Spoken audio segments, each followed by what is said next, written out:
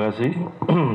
Ada sekalian, sebagaimana dokumen hasil pemeriksaan yang telah disampaikan oleh tim pemeriksa kesehatan pada KPU, kami sudah memeriksa bahwa semua bakal pasangan calon pada kesempatan pertama yang hadir di kantor KPU mendaftar dan juga konsekuensinya kemudian kesempatan pertama untuk dilakukan pemeriksaan kesehatan, yaitu Mas Anies Baswedan dan Mas Muhaimin Iskandar. Itu menurut hasil pemeriksaan disimpulkan bahwa yang pertama hasil pemeriksaannya mampu untuk menjalankan tugas sebagai presiden dan wakil presiden. Yang kedua dinyatakan bebas dari penyalahgunaan narkoba. Kemudian yang kedua, kesempatan kedua yang hadir didaftarkan di kantor KPU yaitu bakal pasangan calon Mas Ganjar Pranowo dan Pak Mahfud MD. Demikian juga konsekuensinya pemeriksaan kesehatan pada giliran kedua.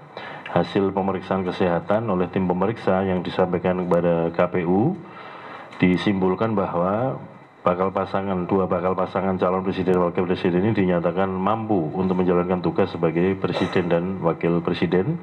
Demikian juga dinyatakan bebas dari penyalahgunaan narkoba. Kemudian kesempatan ketiga, bakal pasangan calon yang hadir didaftarkan ke KPU adalah bakal pasangan calon Pak Prabowo Subianto dan Mas Gibran. Demikian juga maka konsekuensinya untuk pemeriksaan giliran ketiga adalah beliau berdua itu.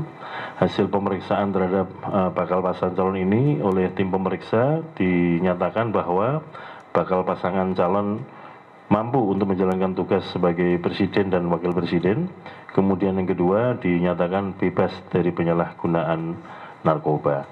Demikian yang dapat kami sampaikan. Semua hasil pemeriksaan in detail dilampirkan kepada KPU melampiri dari surat keterangan dari tim pemeriksa kesehatan bakal pasangan calon yang telah dilakukan. Demikian, terima kasih. Assalamualaikum warahmatullahi wabarakatuh. Cukup ya? Baik.